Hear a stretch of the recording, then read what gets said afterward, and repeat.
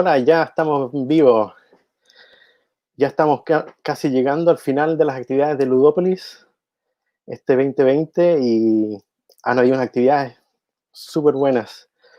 Y hoy día vamos a estar conversando con un par de compositores que son gigantes de la composición. Pero antes de eso quiero agradecer, porque nada de esto podría haber sido posible sin Romy Valenta, Juan Salazar, Ricardo Concha, Pro Chile, y todos los que han ayudado a motivar a la gente y que se lleve a cabo. Y gracias a ellos podemos conversar con estas personas. Hoy día voy a estar conversando con Chris Velasco y con Austin Wintory. Por si no los conocen, ellos han compuesto música para juegos, películas, y creo que estamos todos aquí por la parte de juegos, y ellos han compuesto música para God of War, Journey, StarCraft 2, Assassin's Creed, Mass Effect, Overwatch, Counter-Strike, Mortal Kombat y muchos otros juegos. Creo que son demasiados para mencionar aquí, pero vamos a conversar con ellos un poco. Tenemos una hora para conversar con ellos y nos pueden dejar sus preguntas. Y vamos a tratar de contestarlas todas, así que vamos a empezar al tiro con las preguntas. Y esto va a ser un conversatorio en inglés. Lamentablemente no tenemos, o sea, es el medio que hay en este momento, así que démosle.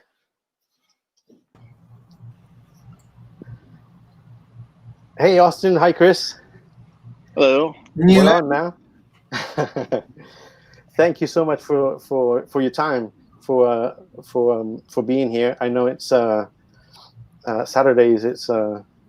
It's relaxed time supposedly, but really thankful for having you guys here. We're all really thankful and really appreciate it. Thrilled. Yeah, happy to. Yeah, cool. My pleasure. Well, I really love the fact that you guys are like top composers, but you have really different backgrounds of how you got into music. Because Austin, if I'm not mistaken, you started really early, and you didn't know otherwise what the reality of other people learning music was.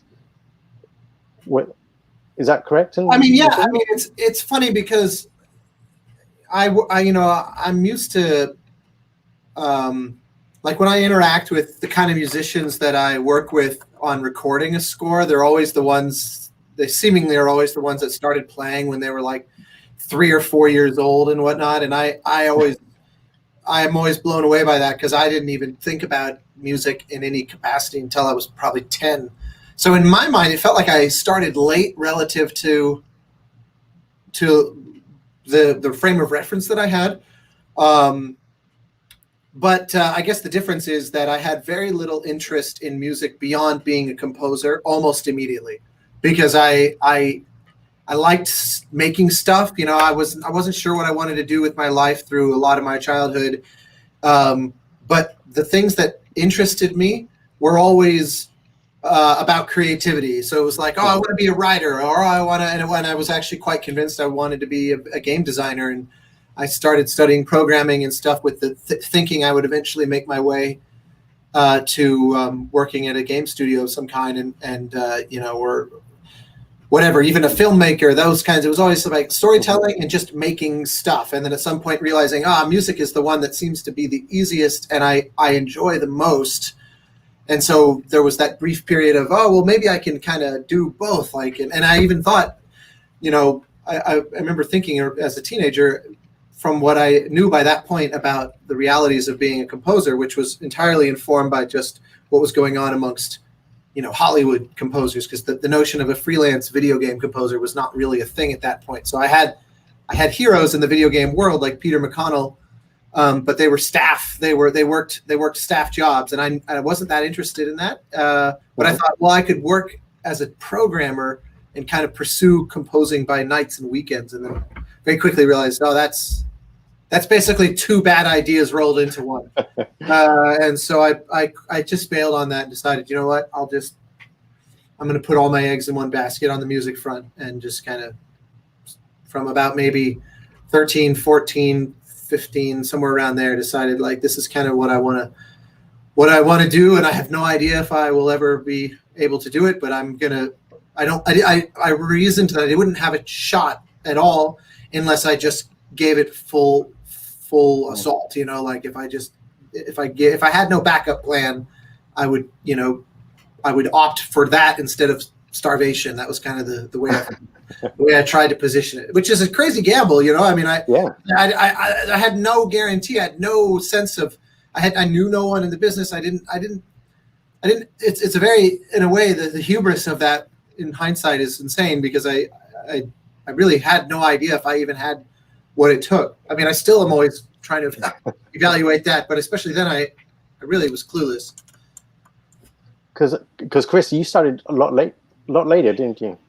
Yeah, like starting at 10 sounds to me super young.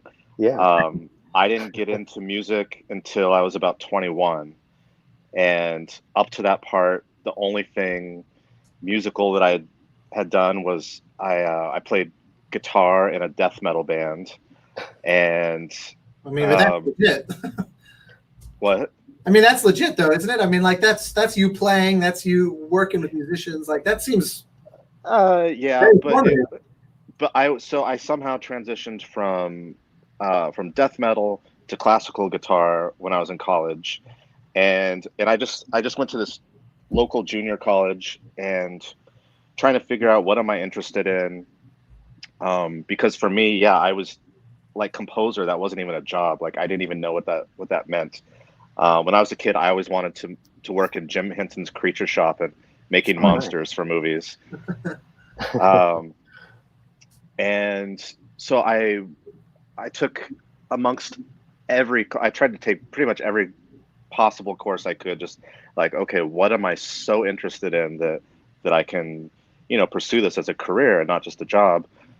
And I took a music appreciation course, and just because it sounded like fun. And one day we were discussing the classical era, and our professor played Mozart's 40th Symphony, and I just had this like lightning bolt epiphany in class, and I was nearly moved to tears in the middle of this class. Like it affected me on a profound personal level. And from that moment on, I was like, okay, this is what I want to do. I'm going to be a composer, and which also seems like just the height of craziness, because I couldn't read music. I couldn't play piano. I didn't know anything about music history or theory or ear training. And so I stayed at that school for one more year, just taking music classes, finding people that could teach me privately, and put together my portfolio, which then too, I didn't have a keyboard. I had one of the earliest versions of Finale, and I pulled up the orchestral template, and I clicked in my score with a mouse, note by note. I did the same exact thing. That's so funny. Yeah, and then I wound up in LA. I was accepted to the composition program at UCLA, and so I went there, and that's what brought me to LA. But also same thing as Austin. Once I found my track, like, okay, I want to write music for games specifically. I had literally no backup plan. I mean, I had dozens of like really horrible jobs to pay the rent and keep a roof over my head, but I had no backup plan. It was like, it's music. I'm writing music for games, or I'm going to be living in a refrigerator box under the bridge. And yeah, and it somehow worked out, but it was a long path for me. It took me like 6 or 7 years to get my first professional gig after I graduated. I get a question quite frequently, and it's like in the today, in the age of where we are now, and the reality of what COVID has done to make us all isolate and learn remotely.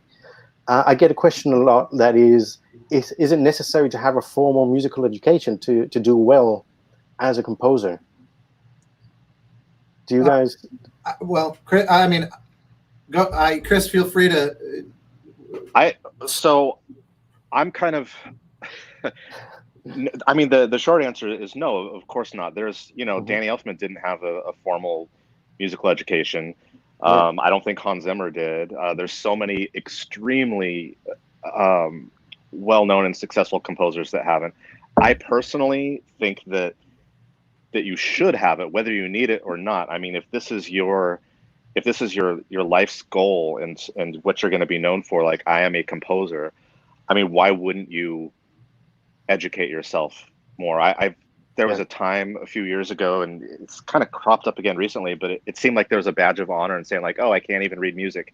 And for me, that just seems so stupid. It's like, well, you know, just because you can, you know, whatever, pole vault with one arm, like why not have two and do even better? I mean, sitting here in a big ass pile on my floor, I mean, this is like what I do for fun sometimes. I just score read. I just listen to music and I score read, and I'm like, aha, that's how you get that little magical sound. Yeah. And if I couldn't read music, I couldn't. That's a whole part of my life that I wouldn't have, and I think it would make me a lesser composer if I wasn't educated. Mm-hmm. Yeah, I couldn't agree more. I've got my those are all scores just like the one that you just held up. Same thing, and periodically just go pull something off the shelf or thumb through a specific thing. I honestly, I don't really have much to add to that. I completely agree. Yeah. Like, you don't need it, but there's no reason not to have it. It's just one of those where I think, in addition to, you're right, there was that there is for some that kind of almost badge of honor, but I also think there's a fear, a self-consciousness of the only reason someone would ask that often. Well, I guess there's a couple of reasons someone would ask if that's required. One is the socioeconomic subtext of it, of like, I don't know that I can afford to go get that education from some, you know, illustrious university or something, and will that be a permanent barrier? Like, is that going to be a block to this career? And to that, the answer, obviously, Chris and I agree. Like, clearly, no. There are a lot of composers who either went to, you know, a small, obscure school in the middle of nowhere, or just didn't YouTube or whatever. Just sat at a guitar or a piano and worked it out. There's nothing wrong with that. But I also liken it to. I was going to say the other subtext is that I think a lot of people have this fear that their intuitive musical sense somehow is threatened by learning more, because they think that learning, especially theory, means learning a bunch of rules that you're then somehow bound to moving forward. And I think that the result is that they think, oh, the less I know, the more free I am to just be me, and that it's going to kind of crush my individuality, which on the one hand, I'm like, look, you're probably not as individual as you think you are if your individuality is predicated on ignorance. But second, it's adding tools to the tool belt. It's not taking anything. It's only adding, and maybe it only adds 5%. And maybe for someone it's revolutionary and it's like a 50-50, like I'm a totally reborn composer. But even if it only adds 5% or 1%, why would you not want to be 1% better? I bend over backwards in the hope that I'll be 0.1% better, because it's just always trying to get better all the time, however I can, by tooth and claw, And so I think I completely agree. It's like, if you're a poet, is there any reason to not broaden your vocabulary as widely as you possibly can? In what universe do you benefit as a poet from knowing fewer words? I don't, and their histories and their implications and their famous usages by other poets and all that kind of stuff. I just don't understand the self-limitation. So, yeah. Basically, I agree with Chris. So, was it during your studying years that you kind of bumped into video games, or was it something you brought on before that? For me, I grew up with games. I mean, I grew up with the old school games like Space Invaders and Missile Command, and I was deeply into games as a child, and then I went through a phase where we just didn't have any of the consoles at home. If I wanted to play Super Nintendo, I had to go to a friend's house, and then when I went away to school, I just couldn't afford to really play games, and I was so focused on music. But it was while I was in school that I actually didn't even. My first thought was I want to do film and TV, and so I did all the the student films, and to be on, I was looking for my Spielberg, my J.J. Abrams, although he wasn't really a factor back then, but it's like, well, this is how you do it. I'm gonna come up the ranks with somebody, and I was just so depressed at the level of films that were being made at the student level that I kind of gave up. And I'm sure they were, looking back on it, I can't even imagine the kind of scores I was writing. I'm sure they were equally as depressed and like, oh my God, where am I going to find my next James Horner? Not here. But that's when somebody told me about this game that had just come out that was super awesome, but like, oh my God, you got to listen to the music because it sounds like Star Wars. And it was this game called Outcast, scored by Lenny Moore. And he had traveled to Russia and recorded orchestra and choir. And I had been out of games for long enough that it just completely blew me away. And I was like, wait, it's a game and it sounds like Star Wars, and like, oh my God, what's going on? Because I had sort of left the era of still like the 8-bit kind of chiptune sound, which I wasn't into. So it was that kind of moment where I was like, no, forget about film and TV. Like that's not the route I want to go right now. Like I can jump into games and instantly I thought like instantly be doing these grand epic orchestral pieces. Yeah, I mean, in my case, it was in a way similar. I definitely grew up an avid gamer also, and for me, the real coming of age, like the simultaneous appreciation for the real power and potential of games and also of their scores, was in what I already kind of hinted at this, but it was that sort of famous power trio at LucasArts in the late 80s through the early 2000s, really the late 90s, early 2000s of Clint Bajakian, Michael Land, and Peter McConnell. And so it was like I was probably 10 years old or something the first time I played The Secret of Monkey Island, and it had just this insanely infectious, thoroughly like Caribbean, it just was one of those. It was a melody that stuck with me better than most anything else that I was listening to, and I was like, this is music that was clearly written with intent. And even though I was also really passionate about like Jerry Goldsmith and these composers in Hollywood, and I would kind of A/B and go, the production value on one camp is really bears little resemblance to that of the other. I was just kind of not clueless enough to understand that it was not really the composer's faults. It was kind of a technological limitation. I didn't write off games, I think, by the skin of my teeth, because I definitely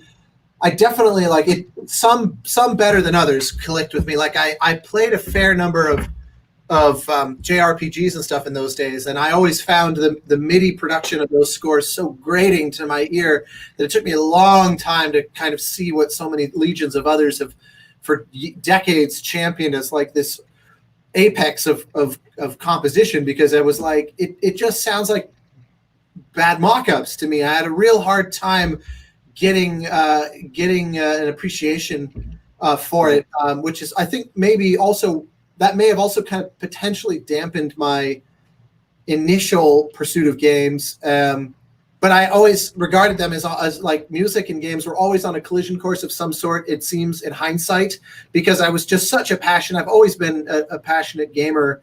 And obviously once I then also became a composer, it was like how can these two things not collide? And especially similar to Lenny's Outcast score, which is such a landmark.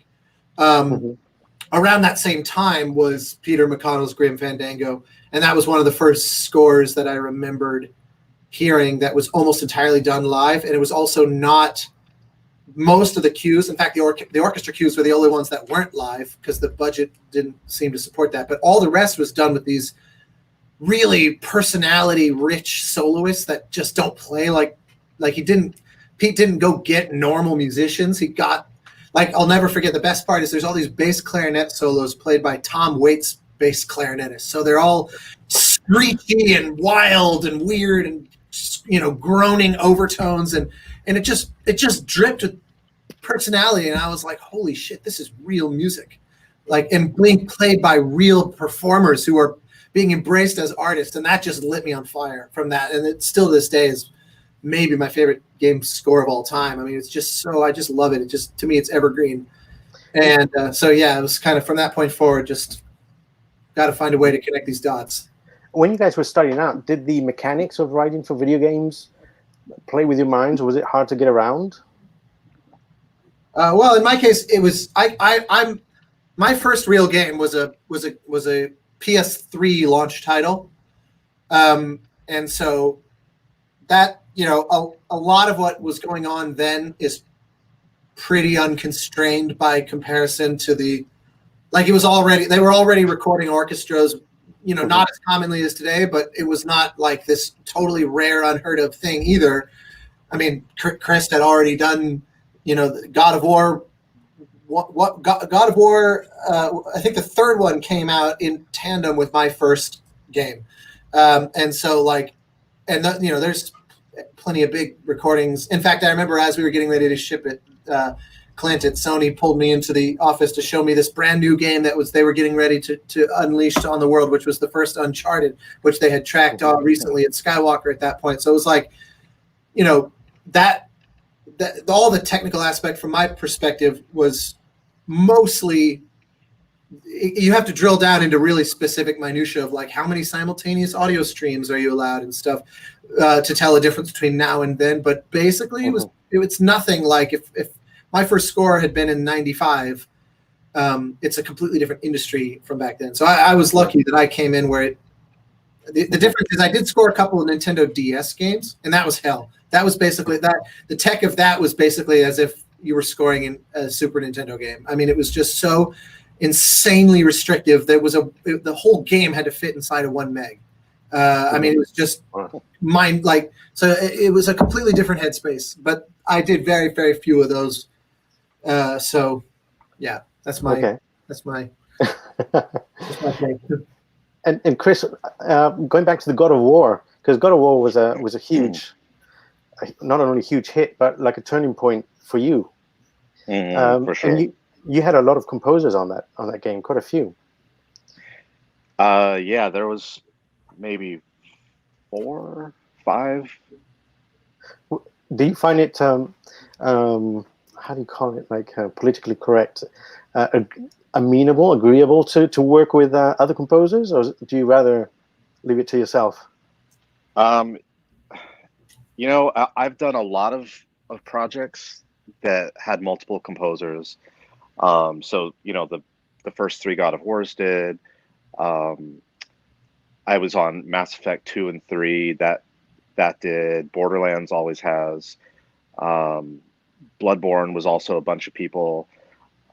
So I'm fairly used to it. And the thing is, it doesn't really have any effect on what I'm doing because, we're all in our own separate studios. We kind of, when you've got situations like that, you really rely heavily on the audio director to make sure that you've got a consistent sound across the board, if that's what you're going for. And honestly, I never really think about it that much unless I'm working with another friend of mine that's also a composer, and then we'll chat about it. We'll have our war stories that we can trade, and pass it back like, oh, what are you doing for this, and like, oh, that's super cool. And so maybe there's a bit of cross-pollination that can kind of inspire you on what you're doing, but but really I just kind of keep my head down and do what I'm doing. And I do sort of prefer to just tackle a project by myself because then you're guaranteed to do all the fun bits. There's always the cues. You're like, oh, I can't wait to score this part. And if you're working with a team, then somebody else might get it. You're just like, damn, no. But also it stays consistent, and it's kind of like, well, this was my vision from top to bottom, which I kind of like as a composer. But did that answer your question? Yeah, definitely. I was going back. I was thinking of Journey, because Journey is huge, and I love the concept. It's actually very small. Well, yeah, as a game probably, but the impact I think it had, and I love the concept that your creative director Genoa Chen had, and that this multiplayer scenario where you basically become friends. Can you talk us a little bit about those first conversations with Genoa Chen? No, absolutely. When he first described to me his ambition for that game, and bear in mind, this was a guy that was already had a firmly established reputation as someone who makes games that are just very different and very unlike the so-called mainstream. The first game that we did, Flow, was a game that the primary emotion is supposed to be relaxation. He said, I want to make a game that's dynamically reactive to the player in the way that like Grand Theft Auto is, where you don't need to go in and manually toggle up the difficulty. If you just do stuff, the game will provide you an increasing challenge as you go organically. He's like, I like that. I like the emergent nature of that, and it gives the player maximum agency over their experience. But can we do that instead of an antagonistic or a competitive or skill-based kind of environment, can we do it with some other emotion? His driving force is to say, can I bring more mature content to games? And what he means by that is like thoughtful, reflective, not just like more vulgar swear words and nudity than before, but like which ironically is very immature. That's like 15-year-old boy stuff. But things that maybe you don't even get in your 20s. It doesn't really land with you. But then if you were to like revisit it in your 30s, you get a different chapter of your life, or again in your 40s or your 50s, and you're like, oh, there's things there that I didn't see before. And that's always been his ambition, is to try to kind of just push the boundaries of that particular dimension of what games can offer, to take it so seriously as an art form. And so when he first described Journey, having come off Flower, I didn't work on Flower, but that was also just sort of transcendent and beautiful and amazing. And so he describes this multiplayer ambition where he goes, I want to make a game where it's literally impossible to mess with the other player. The only way you can interact with them is basically to help them and for them to help you, where you're the sheer fact of being in one another's life makes you both the better for it. And I remember thinking, wow, that's amazing. Good luck. I haven't the faintest clue how you can do that, because I'm used to like you go on and play Counter-Strike and it's like, oh, fuck you. And it's just instant mayhem of like human at its most basic level. And but 3 years of them messing with it, and they really found ways where like, and it's so elegant, that it just came down to these simple mechanics of you can't push, there's no collision with the players. You pass right through each other. But if you touch each other, you make each other glow and give each other the ability to fly temporarily. So, and that's basically the extent of it. And there's no voice, crucially, there's no voiceover or voice chat or anything like that. And there's not even the ability to type to each other. It's just the body language of your physical movement. And what was insane is by removing that temptation to mess with people, since it's relatively free of consequence, it immediately appealed to the better angels of players' natures. And there became this instant Journey subculture of like looking for newbies in the world and like showing them around and becoming this almost kind of guardian angel figure. And it really, people started to kind of behave differently when they would play that game versus when they would play other games. Although the hilarious thing is that the one loophole is always that when you finish the game, it shows you the PlayStation Network ID of whoever you play with. And so it's always like, you're like crying and had this beautiful thing, and it's like your companion was Dick Smasher 50, and you're like, well, I came close. We've had a few.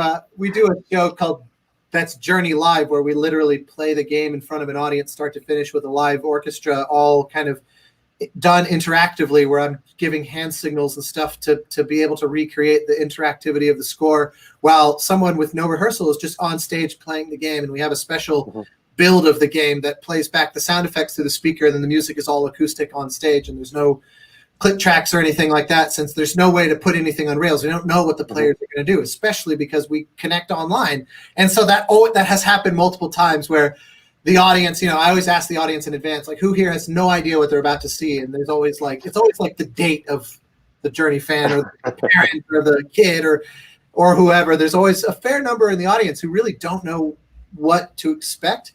And it's always cool when you feel that sense, like when it goes really well. It doesn't always go really well, but when it goes really well, you can feel them feeling like, wow, this was something I really kind of got to be with my thoughts, and I got to witness something that was hopefully really, if nothing else, visually gorgeous or whatever. And then invariably those names pop up on the screen as we end. And I've learned to embrace it as the ultimate icebreaker to end the show, and to let people kind of like relax, because it ends so quietly that often it's kind of this like, am I allowed to even clap or whatever? And so that tends to be the ultimate permission granter. But yeah, anyway. And I see some composers are logging on for the techie composers. Chris, do you create a template when you start working on a new project? Well, I kind of have, definitely. I sort of have my master template which I just swapped out. I was using V Pro for the longest time, and then I recently had a new PC built that's like probably 1,000 times more powerful than the IBMs that were responsible for the moon landing. Yeah. Well, probably many millions of times more powerful. I think an iPhone is more millions of times more powerful. Probably, yeah. But you couldn't look at cat pictures or have memes true. on the. True. So whenever I would crash, it would take so long to load V Pro back up. So I just did a new huge template, and where everything is just hosted within Cubase, but it's all wow. Unactivated. So if I want something, I'd be like, I need cello spiccato, like this particular library. I'd just activate that one track, and I found it's way faster. And do you go looking for like signature sounds for a new when you start a new project? I almost always either record my own sounds for some kind of signature thing, or hire somebody to make contact instruments for me. Even sometimes on the fully orchestral stuff, I'll try to get something in there that's unique. And of course, I still, like most composers, I probably own every library imaginable, and you get to a point where it's just complete overkill, and you forget what you even have, and you could spend a week just looking through Omnisphere patches, like for the thing that you want, and it's sometimes less is more. I'm for sure inundated, but I could use one new sound a day and probably not go through everything in the next 10 years. But it is fun for sure to create that, something unique for the project and have some signature sounds. And Austin, have you ever come across a project where you don't know anything about certain aspect of the game that makes you go away and learn about it, like be it a language, a culture thing, something that you have to incorporate into the music, but you had no idea of it before, and you have to start from scratch? That's an interesting question. I mean, in a way, every game I look for whatever the novelty is to be the jumping off pad for the music, for the score itself, just in general. So invariably, if there's something really unique in there, it will launch me off into a kind of unique territory. But I'm trying to think of the last time there was something that felt like truly new. I mean, well, one example actually, I guess, was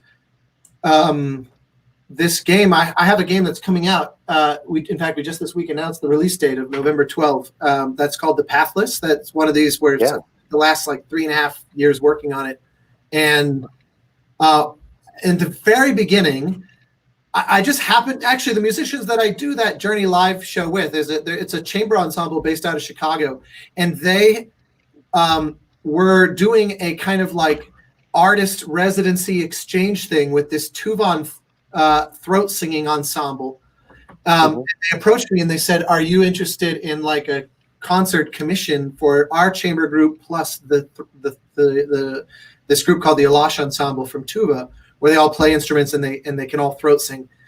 And they're some of the best in the world. Like they gave a TED talk about it. If you just Google throat singing, like they're in the top 2 or 3 hits that will hit it on Google. And so they connected me with these guys. And then right after that happened was when this game, The Pathless, showed up. And I just kind of I was just kind of grabbing for the closest thing. And I thought throat singing could be interesting. And also there's a strong kind of Mongolian influence. The game involves this falcon, and falconry is a big part of, like, there's a whole Mongolian like hunting tradition with falcons, where you see, if you Google like Mongolian falconry, there's amazing photos of these hunters on horseback with these huge eagles and falcons, and that's one of the big inspirations for the Pathless. And so I just kind of connected those dots and said I should really like this Mongolian and Tuvan musical tradition should be a big part of this. And so it took me a long time to even figure out what's the best way to work with these musicians, to not just kind of, I didn't want to just sort of use the most superficial aspect of what they do and just like a drone of throat singing or something. I was like, that's very weak and very kind of like imperialistic in a way. I want to try to understand how they think and how they operate, and then kind of merge with it. And what that culminated in, we had a few sessions where I experimented, and they can kind of read Western music, but I quickly realized that's not the way to get the best. And what it culminated in, which was really awesome, was they were on tour, and I basically said, like, they basically sent me their calendar, and I was looking for open days, and there was this one blank spot when they were in Washington, D.C. And they said, funny enough, there's a studio that we recorded an album before in, so the engineer knows just how to mic, the singer, like they can play and sing, and he can get beautifully captured in surprising isolation, their throat singing and their playing, and we have a lot of mixing flexibility, and it's a nice size room, and it's kind of a pop music. It's like normally where bands would record. And so I flew out there for the day, and so the idea was, can we put like a digital piano in the middle of the room so that I can play and they can hear it in their headphones, but it's not in the room.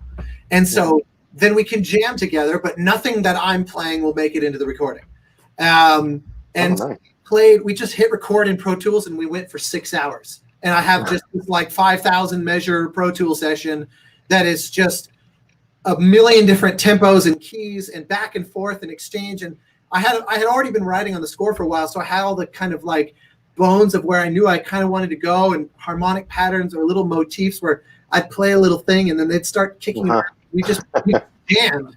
And then I went and just did this forensic analysis of this giant session and stripped out. And sometimes I would just pull out a single instrument of this one random moment and I'd put it in a thing. And so just for the last couple of years, been mining this massive thing. It was amazing. It was kind of a life-changing experience in a way, because I've never really composed through a like a jam session in a way, and then had to write orchestra around it and all this stuff, and it was an amazing experience. And so that was intensely educational.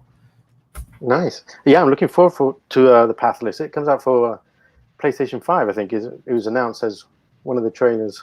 Yeah, it's a crazy thing because it's coming out on PS4 and 5, and then on the Epic Store initially, presumably sometime down the road on Steam after that, but then also on Apple Arcade. So it's on iOS day one as well, which I wouldn't have thought was possible. But it's literally, I've got it. I've even been able to play it on my iPad, and the fact that it fully leans into all the spatial audio and everything of PS5, and it's it's made in Unreal. It doesn't hold back.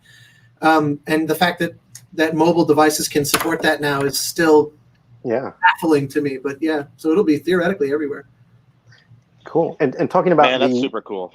Three-dimensionality, because Chris, you've been working on the VR titles of Vader Immortal. Mm-hmm. Does the ambisonic side play a factor when you're writing for the games? I wish I had some awesome story like we just heard that where I could be like, yes, and here's get ready to be blown away. I mean, honestly, I compose for VR exactly like I would for a regular console title. The only difference for me is that I feel in VR, since you put your headset on and you walk into this game, and your brain, it takes like 2 seconds for your brain to say, this is literally my reality right now. And so I found that less music works better in VR, just because it is your reality. It's almost like, you're walking outside, you're taking a hike, you're going swimming, you're just going to the store, something you wouldn't expect to have, like, hey, I've got my theme song that plays when I like burst into, Ralph's supermarket. And I mean, but that would be a better life. Yeah. In my head, that might happen sometimes, but no, so it becomes almost awkward to have too much music in VR. I personally think, the exception being Star Wars, where if you have not enough wall-to-wall music, that becomes awkward. You're like, this isn't Star Wars anymore. Yeah. Bet, yeah. Okay, we're getting quite a lot of questions. Hey, I have a question though for Austin. I'm so fascinated by that tube and throat singing thing, because I've always loved that. I've never had that kind of experience. There was this woman that had these YouTube videos, maybe it was a couple years ago, and she could do the throat singing, but she could change the harmonic and do melodies while keeping the drone. Like, it's like a black and white footage of this. She's like Ukrainian or Russian or something, if I remember correctly. I think I know the video you're talking about, where someone had superhuman control. Yeah, could these guys do that? I just didn't even know that was a thing. I thought, like, wow, you get a couple of notes in there, per singer, and you could do some cool stuff. But I never knew you could actually, while maintaining the drone, that you could sing melodies on top of it. It's absolutely insane. Yeah, they definitely can do that. And the thing that is so baffling about it is when you're face to face with them and they're 1 foot away from you. I don't know what it is. It's almost like someone who can throw their voice like a ventriloquist, because it doesn't feel like it's coming out of their mouth. It just feels like it's in the room. And to me, that was the most surreal thing. And and it's confirmed, we filmed all of it for like behind the scenes stuff. And when you look at the footage, it has that, even looking at the footage, it looks like it's an overdub, because it's like they're using the back of their throat and their like diaphragm muscles, and it's just very different than this, very mouthy, like classical vocal singer shaping of the color. It's coming from somewhere more kind of internal and primal in a way. So yeah, that part of it is, they are because it's sort of overtone driven. There's a kind of Overtone series quality to it.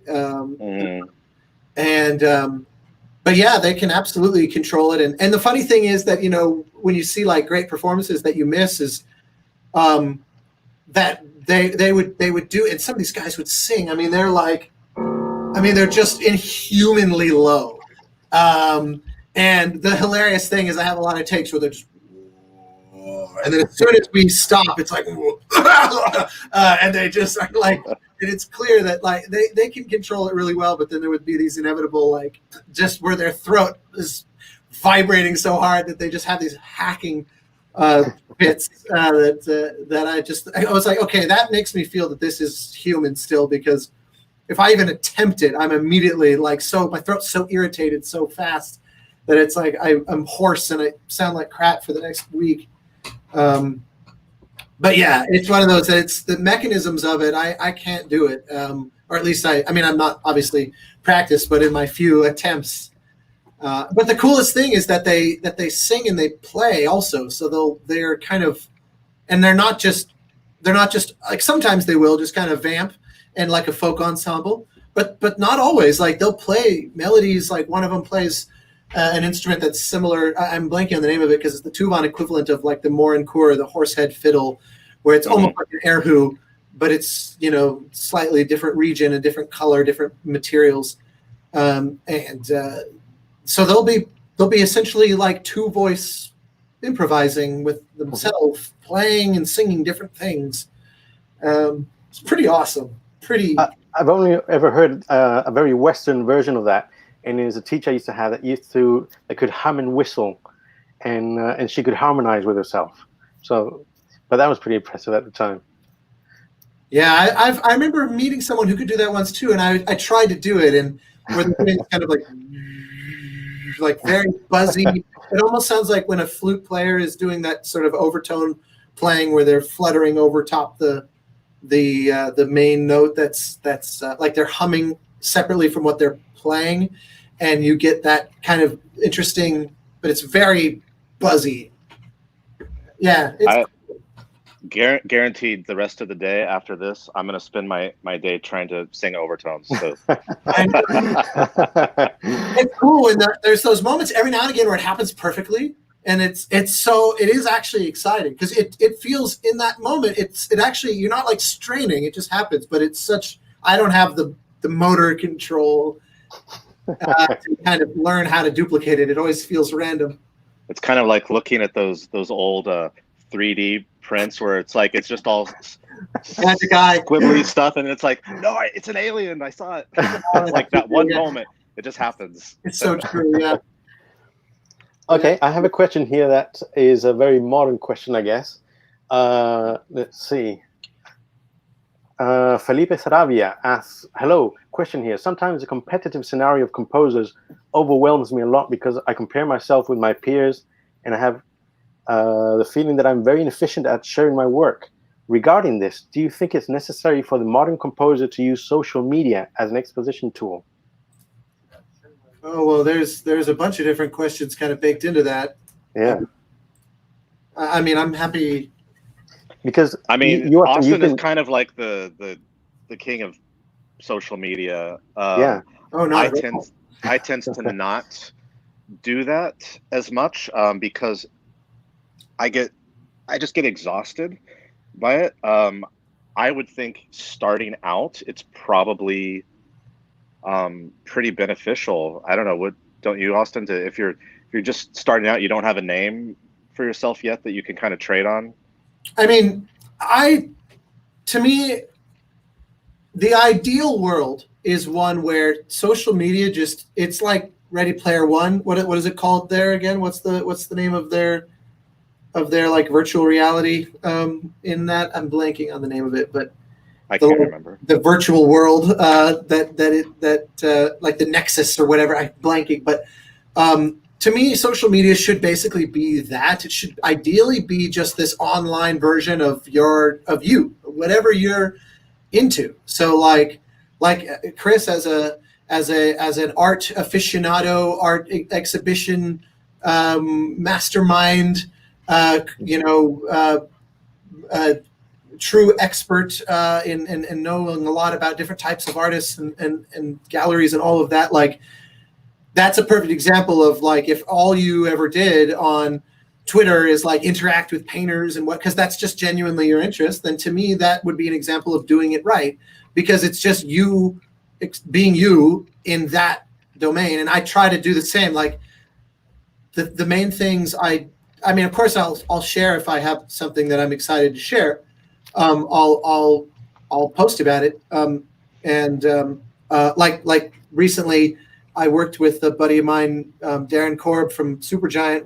He worked on this game Hades that just came out, wrote the score, and there were a couple cues where he asked me to team up with him, and so we could do kind of an orchestral thing, which is not normally what he does as a tried and true kind of rock band dude. And so it's like I've been sharing the hell out of that because it was so much fun, and his music is so amazing that I've just been like completely bombarding my various feeds of like, look at how awesome this thing is, because I mostly feel like I'm just saying like he is genuinely inspiring to me, and I really love what he did with this game, and I feel insanely thrilled to have played like 0.5% of a role in the product. But otherwise, like I spend a lot of my time sharing music I like from other people and sharing science stuff that I like. I follow a bunch of scientists. I follow a bunch of like science feeds, like the New York Times science section and the New Scientist, which is an online sort of quasi-science magazine of various levels of quality and that kind of thing. And like I like sharing that. To me, scientific literacy is a subject I'm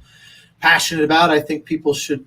There's so much to that, the body of knowledge. It's just the word science encompasses so much that there's so much there to potentially be interested in. I don't think there's any reason to not know the basics. It's just I don't see any way that doesn't sort of improve the world. So because I just think the natural curiosity of that is so cool. So for me, it's that anyone who sees it as like this is how I will market myself is probably going to be frustrated, because social media to me is about the person. It's not about the product. And so it's like, just be yourself. And like, because everybody will invariably meet people that they connect with, because that's just the human experience. And so that can track online. And, you know, some people really like, you know, just become like Grant Kirkhope is to me a good example of, you know, he's been around enough. He's been around enough years in the business. You know, he started in the mid 90s. And so there's a lot of composers who there's a lot of people where his music is like the definitive experience of their childhood. So he's got just legions of people that hang on his every word online, because it's like he did Banjo-Kazooie, and that's all that I need to know. And he will forever be Banjo-Kazooie, which was like when I was 12 years old, that was all that mattered. Like there's a lot of people that fit that description. And he's now single-handedly responsible for crashing Samsung stock. Yeah, it could be. I saw him bitching about them a lot lately, and yeah, exactly. Like, and so that's where I'm like, he's just himself, and because he's been around a while, and like once you get the childhood nostalgia thing sort of baked in, you know, things really kind of tend to explode. So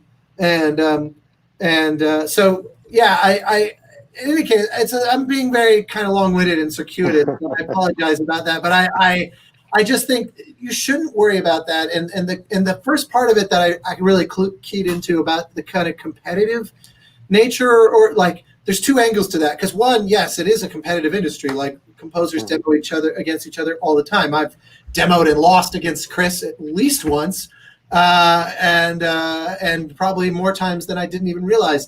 And there's probably been things we both demoed for and neither of us got, and we didn't even realize we were demoing against each other. I suspect, because I've discovered those after the fact plenty of times too with people. And like, so on the one hand, yes, it's competitive, so be it. But at the same time, it's not like there's also 10,000 developers entering the business every day, making all manner of things from mobile games by the thousands to joining studios when they're early on and later are going to make the next big thing, you know, and you don't. And so the number of new opportunities is so exponential that if you think of it competitively, you are also probably thinking of it very narrowly. And I know that's not quite what they were asking, but I just, when I see people expressing anxiety about how many composers there are, just realize how many developers there are also, which is staggering. Yeah. And Chris, if you could be on the other side of the fence, do you have any advice for project leaders, you know, developers, of how to deal with a composer, how to make that relationship flow a bit better? Oh, gosh, you know, I've been mostly pretty lucky in that all the developers I've worked for have been, you know, with only a few exceptions, like an honest joy to work with, and that's what makes us feel not like a job. Or, you know, you'll talk to most composers, especially in games, and they'll say like, I've got the greatest job in the world, because when you're working for someone that does that's an audio director that is there to support you and is as passionate about music and games as you are. You wake up in the morning energized and like, I cannot wait to write music today. And writing music can be extremely stressful, trying to be creative every day in and day out for, you know, I've worked 18-hour days to make it through a project. And if you know that someone on the other end of that is as passionate as you are, and so you're killing yourself in the studio, but they're killing themselves in the studio too, and just to have that kind of mutual admiration, I think is what's really special for me. And you guys are both beyond composing, you're video game makers. Any advice for like a younger game developing community, like the Chilean one? Because in Chile we've been developing games for just under 20 years, if I'm not wrong. But any advice for the developing community or new companies that want to develop games? Well, I have some thoughts. I mean, I've to me there's a lot of people who I occasionally will meet developers, especially at a place like GDC, you know, where there'll be a bunch of people who are just like, for this is something that, you know, they're 1 year in, is like of kind of this as their career, you know, they're basically just starting. And sometimes what I find is there are people who, admittedly, this is a more prevalent thing in the film world, the young filmmakers versus the young game designers, but there sometimes is a very like I'm gonna do this because everyone else's games suck and I'm the only one who knows how to make good ones. And they don't seem to be like genuinely passionate about games. They're like, it's almost like they look down on games and they're there to fix the problem. And I'm always like, dude, you really need to kind of take stock of yourself. I think because, you know, the people that I find who are doing the best are the ones that are really genuinely excited by what other people are also making. Look at someone like Cory Barlog, who's the creative director on God of War, the most recent God of War. Like, that guy seems like he's just wired for games. Like, he just loves games and he's just playing all kinds of different games and he's really excited about everything.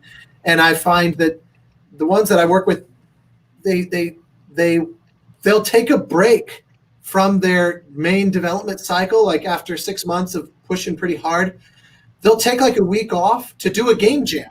So like their vacation as a company will be, let's all just forget about what we're making and just see what we can make in like 3 or 4 days for fun. And like that game company did that throughout Flow, Flower, and Journey. They would do these periodic game jams just to kind of cleanse the palate. So it's like, to me, the complete obsessive love of games that means that your time off means you're still making games is a really cool trait. And it's not to say that if you don't act that way that you're somehow that's wrong or whatever. I mean, look again, Chris is such a good example of like this, the art collector and sort of aspect of the personality so different from music is another example of like people having. That's also very important. Like if you have somewhere you can go that's completely removed from this stuff to help kind of refresh and recharge and inspire you in new ways, you know, it's like composers whose sole knowledge of music is soundtracks. Yeah. They're often very, very limited in their thinking because most soundtracks are sort of like the best soundtracks are the ones that draw inspiration from the rest of the world as opposed to other soundtracks. And so, you know, you broaden your horizons. I mean, I could go on and on, just kind of firing from the hip because I think that there's a lot to think about. But the last thing I would say is just that I once gave a speech alongside. I once participated in this thing at GDC called Micro Talks, where it was like 10 different speakers giving 5-minute talks, and most of the other people were developers. And there was this one woman named Elizabeth Sampat, who's an independent developer, and her whole kind of thesis statement of her talk was make games that scare you. And she didn't mean like horror games. She meant like you should make games that make you confront your vulnerabilities, and make you feel like you're so far out of your comfort zone that you don't know if you know how to do it. And that really stuck with me. This has been like 7 or 8 years ago, I think, since that she gave that speech. Maybe not quite that long, but it was. I think about it almost every day, like this notion of what can I do that I feel like I don't know how to do. And I think the developers that really put themselves in that position tend to make games that are, even if they don't stick the landing perfectly, you can feel them reaching and trying and stretching, and it inspires. They'll get it better the next time, and it inspires their colleagues. And to me, that's really amazing. Cool. Yeah, that sounds like a really nice, a good concept to keep in mind. We have another question from Dario Yerso, and he says, what was that challenge that completely changed your career? Chris, anything comes to mind? The challenge, well, I mean, the challenge for me was really getting that foot in the door. And because, you know, as I said before, it's all of my energy and passion was, I will write music for games. And leading up to that, you know, I roofed houses. I actually cleaned out wells in a forest as a job. I did like every restaurant job. The final one I had where I was just like, this is like, I can't take it anymore. I was actually a telemarketer. And I had no idea. And you know, and I had, all I wanted to do was go back home and write music and try to get into the industry. And so, you know, I'd call people up and it's like, hey, you want to buy this thing? And they'd say nope. And I'd be like, all right then, like that. And I was the worst telemarketer because I did not care. You know, I'd be like, hey, I just have to call you right now, but you probably don't want this anyway, so, you know, have a great day. And but it was that moment. So I finally got an opportunity to pitch on a game that was Battlestar Galactica. And this is right before the TV show came out where they rebooted it, but it was based on the original show from the 70s. And I remember growing up watching that show with my mom, and that was like our thing, was to watch Battlestar Galactica together. And, you know, and I knew Stu Phillips' music like so well. And so this opportunity came and I was like, oh my God, Battlestar Galactica, this is like, maybe this is going to be my Star Wars, you know? And so I tried to take the day off. I heard about the project way late into the whole demo process. And so my agent at the time said, okay, you've got till 5 p.m. to turn in your demo. And this was at like noon that he called me, and it was like, and I didn't realize that was unusual. I thought, this is the game industry, like, here we go. And so I called into work and I said, hey, they knew I wanted to be a composer. And I said, hey, I've got this amazing life-changing opportunity. I need the day off. And they said no. And so I quit and then spent the whole day doing my own suite based on Stu Phillips' original Battlestar theme. And I wound up not getting the job. And but the audio director actually called me at home and said, you know, we weren't even expecting a demo from you. And these days that kind of wouldn't happen either. They wouldn't take unsolicited demos. But he said, but we loved the piece. Unfortunately, we already hired somebody about an hour ago, and we just had no idea there was more demos coming in. And I was like, oh God, I quit my job for this though. Like, and they're like, well, we loved your work. We could see the passion in it, and you really put your best foot forward, and we will absolutely call you if, you know, on the next project. And so at that moment I was like, okay, I've spent 7 years trying to get here. It's just didn't work out for me. I'm going to continue to write music, but not at a professional level, it seems. And so that moment I started looking into going to culinary school. I was going to be a chef. And the very next day, this guy called me back and he said, you know, we just loved your pitch so much. we want you to score one cinematic for Battlestar Galactica. And I was just over the moon. That was my life-changing moment right there. And I put every ounce of composing knowledge and talent and creativity that I had at the moment into this one cue.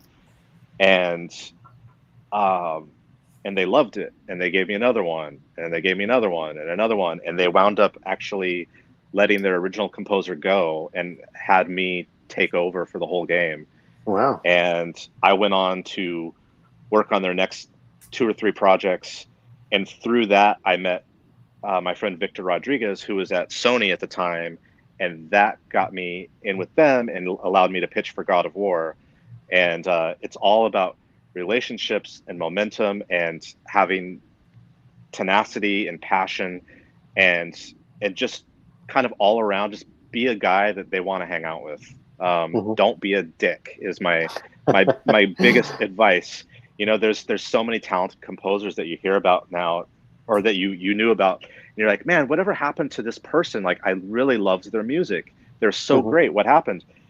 If you do enough digging, you'll find out they were super hard to work with, and nobody. There's so many talented people in the world that if you're going to be an asshole, you're just. It doesn't matter if you're the next John Williams. You're just not going to make it.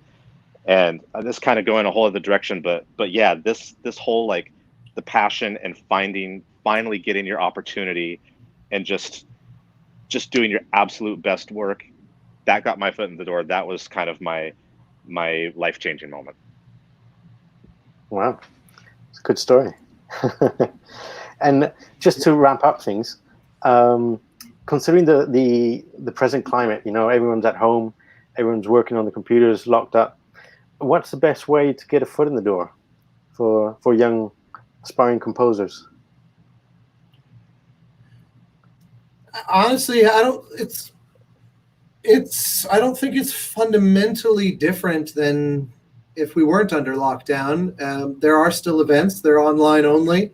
There's still all the various social media networks. The thing I always say to folks is, like how many times do you play a game and you just think, wow, this was amazing. This game is like, what an incredible game this is. And then you just close Steam or your PlayStation or your Xbox or whatever, and then you just move on. Like, and I say, you should go look up the people that made it and email them and say, I just want you to know that I loved this game. And a lot of people will talk themselves out of that because they'll think, oh, they get 1 million emails a day. And it's like, first off, you'd be surprised because everybody makes that calculation. So they don't do it. But they do probably get a hefty sum of emails, especially depending on the game we're talking about. But, like, why not? Like, the number of times that I've emailed people or just hit them up on Twitter and just been like, hey, I just finished playing such and such, and fucking great job.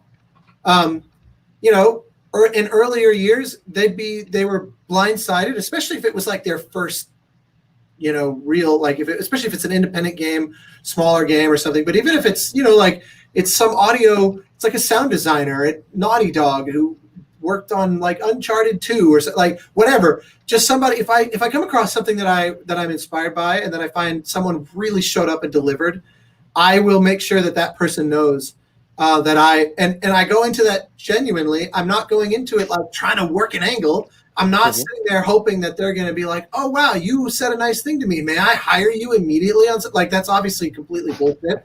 But I have formed friendships that then later, I've also formed friendships that they have, like, a composer that they love, and I'm just one of their friends now, and great, cool. Like, I'm not, but it is a very natural way to meet people, because why?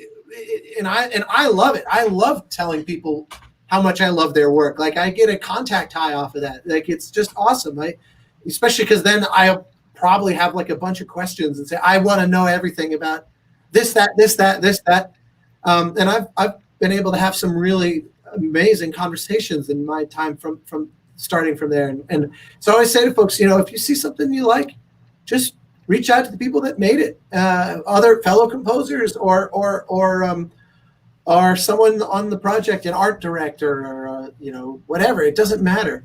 I got to hang out once with one of the main animators from Cuphead, where it's like, this was a girl who has obsessed over doing hand-drawn 2D animation. And I'm like, who would have ever guessed that you would have found like a like this? She already did this before. That's why they found her. And I'm like, how insane is it that you got to work on this game that got played by everybody with this skill that's like 75 years out of date? How I love that. Tell me everything. And we had great experiences and chatting and learning, and like to me, it's always that. It's always like, and you don't need to leave your bedroom for that. That's the thing. Mm-hmm. You're just on a phone. You can literally just look up on Twitter and just say, hey, really awesome job. And if worst case scenario, you'll probably make that person's day. And if that's all that comes of it, to me, that's still a job well done. Yeah, and you've got, as long as you're genuine in your interest and your admiration, it's very easy to, even online, when you're not seeing the, facial expressions. If you can tell very quickly, like, oh, this person's just trying to butter me up because they're looking for a job and they're not really interested in what I did. And so if you've got the genuine passion for learning, then yeah, I don't think that, I don't think COVID really plays into that. I think there's so many opportunities that exist now that didn't exist when I was trying to break into the industry either. So just have that natural, thirst for knowledge and new experiences, and leave yourself open to just, seeing what comes of things. And my earbuds are gonna die if they haven't already. I just gotta do. I can still hear you. Yeah. Okay. You're transmitting at least. Okay. No, I can hear you too. I think that was just a warning. But yeah, and also, there's, to break in now, there's this entire indie community that did not exist when I was trying to break in as well. And I mean, you're looking to get a foot in the door, not to become financially stable right at the beginning. You're not gonna pull in tons of money usually starting out, but that's okay. You're there to make relationships with people that are on their way up the ladder like you are. And man, there's so many cool indie games out now that are just being done by like 2-3 people. I just scored a game called Carrion that I found online on Twitter, and I was so moved by this one little animated GIF of it that I hunted those guys down, and I was like, your game, if it even is a game, blows me away. Like, I don't know how you took this, like, these 16-bit graphical style and make it move like this. Like, the physics behind it is amazing. Like, how are you doing this? And it, is there some way that I can get involved? Like, and I wound up scoring the game for them. There's so much cool shit out there. You just have to look for it and put yourself forward. Yeah, I couldn't agree more. And I just, on the point of the first thing that you said, Chris, about being authentic, especially if it's composers looking for work from other composers, it's just worth highlighting that I have, every now and again, I get emails from younger composers, and there tends to fall into 2 categories. There's the email of someone that just says, like, often they're very young, like, I'm currently in school getting a degree in music, or I'm thinking about getting a degree in music, or I'm whatever. And the ones that they don't ask for anything, they just are emailing in the spirit that I just was talking about as well. And like, they're just like, hey, I just wanted to, it's like mad props, your music means something to me. And it's like, when someone takes the time to write an email like that to me, I will stop what I'm doing and like write back, and I'll put a lot of energy into saying, like, you should know it really means a lot to, like, the idea that this person, especially because every now and again someone might say, like, I played this game and it made me want to be a composer or something. And it's like, well, that's an insane thing to say. That's so profound and intense that I'm not going to brush that off and take that as, because that, that I ended up having a role in this person's life without knowing them. And that means the world to me. And I want them to know, like, I am at your service. If there's anything you need, if there's anyone I can introduce you to, like, and it's because they're not asking for it. They were really genuine and really kind, and they were really generous. And I'm like, I don't even know how to react to that. I don't deserve that. So what can I do to tip the scales here? And then the other category is the, like, dear sir, you are a composer. I am a composer. Please see attached resume. My favorite was the one that was going on and on, telling me how much it started off very generic and then ended with, like, I particularly enjoy your music for Fallout 3, Fallout 4, Prince of Persia. And I was like, you sent me Enon's email. And I wrote back to them and I was like, look, I'm not going to take this personally. And I'm not going to, you didn't burn a bridge with me, but, like, if you did this to someone else, you might have, because, like, that was, it's so transparently obvious that you're just like copy paste, insert sentence to make it seem like you're not, and you fucked up because you were going too quick. And look, I get it. Everyone's trying to find a job somehow, some way. And, like, this was your strategy. And I applaud you for even just showing up to work and trying to do something, but, like, try to work smarter and not harder, because the genuine emails stand out by, like, one is a blinding neon sign and the other is a distant twinkling star in terms of how they appear immediately. And so, yeah, just be genuine and do things without the expectation of having anything happen. And most of the time, nothing will happen, but then sometimes things will. Yeah, you never know. Well, thanks a lot, guys. I think we're on the deadline of our time limit, but it's been amazing to have you guys here. Thank you so much for your time. Yeah, this was fun. Thanks for having us. Yeah, it's my pleasure. Our pleasure. So we'll leave it here, and thank you for everyone that joined us. And you can play this back, I'm pretty sure, on YouTube. And until next time. Yeah, well, hopefully next time we can come down to. Yeah. Come down to Chile. I've never been there before. So it's already being planned. That would be just freaking awesome. Well, thank you, guys. Enjoy your weekends. Yes. Have a great Saturday. Have a great Sunday. And talk soon. Yeah, absolutely. Take care. You too.